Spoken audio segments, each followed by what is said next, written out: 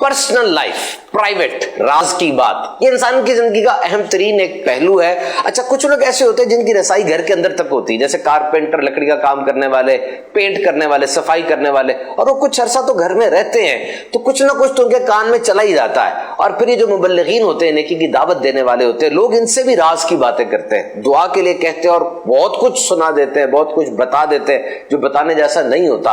अब जो बता रहा है उसकी नीयत तो कभी कभार ऐसी है कि जी मैं बताऊंगा और हजरत सुनेंगे तो बहुत फायदा मुझे हो जाएगा।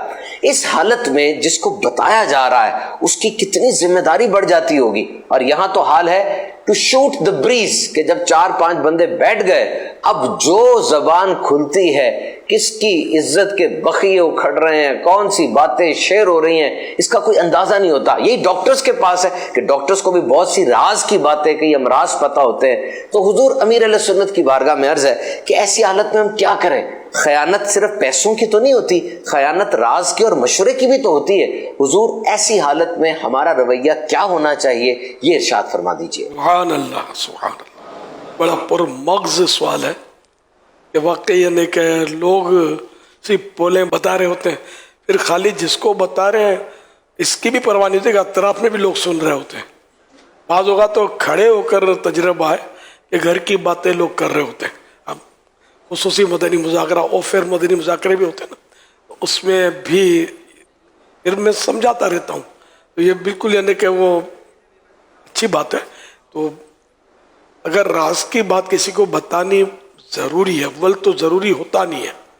अगर दुआ का कहना है किसी को, मतलब जैसे कि इमाम साहब को या मौलाना साहब को, लोग उलमा को दुआ के लिए अर्ज़ करते हैं, तो उसमें भी ये ज़रूरी नहीं है ना कि आप वो सारी अपनी पोल खोल दें उसके सामने।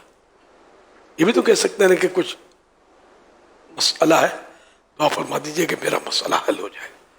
तो जिस खुदा से दुआ करवानी है उसको तो पता है आपका मसला। अगर किसी हजरत को पता ना भी चले तो हरज तो नहीं है। तो आप इन हजरत का भरोसा क्या जिनको हम समझते हैं कि ये पता नहीं कि हर हजरत पेट के मजबूत हो, ये जरूरत तो नहीं है ना। या आप जिसको वाकई राज भी है, आप जिसको राज समझते हैं, और हजरत इतने भोले भाले हो कि वो दूसरों के सामने ये उगल दे और ये समझे कि इसमें कोई हर्ज नहीं है, ये यानी हर सूरत मुमकिन है। तो इसलिए क्या मतलब किसी को दुआ के लिए कहने में तो अंडरस्टूड है कि उसको अपने कमजोरियां बताने की कोई जरूरत ही नहीं है।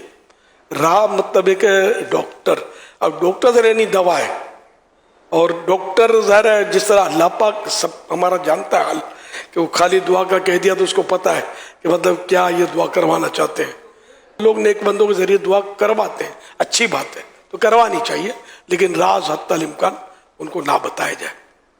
और डॉक्टर को तो बतानी पड़ेंगी बात कमजोरियां कि जिसकी वजह से वो आपको दवा दे सकेगा, वरना आप उसके साथ मुबम बात करेंगे तो फिर वो इलाज प्रॉपर हो नहीं सकेगा। तो उनको भी इतना बताया जाए जितनी जरूरत है, तो जब जरूरत ना हो तो बताया ही ना जाए। कि किसी ने कहा है बशर राज़े दिली कहकर जलील व ख़ार होता है, निकल जाती है जब खुशबू तो गुल बेकार होता है। इंसान जब अपनी राज की बात किसी को कह दे, अब लाख उसको समझाए, किसी को बोलना मत, एहतियात करना, तो खतरा होता है कि अब जो इन दो होठों में नहीं समाई वो कहाँ समाएगी। अपने होठों में नहीं समाई और दूसरे होठों पर क्या मतलब है कि एतमाद कि वहां समा जाएगी। तो यूँ एहतियात, जैसी बात जैसा राज, तो एहतियात करनी चाहिए। इस तरह मतलब हमें भी कोई सी बातें लोग बताते हैं, मुझे तो पता नहीं कितनी बातें लोग बता देते हैं, लेकिन ज़ाहिर है कि किसी को करनी नहीं होती ना बातें, हर बात नहीं करनी होती है। बाज़ बातें ऐसी होती है कि वो प्लस वाली होती है और बाज़ माइनस वाली होती है।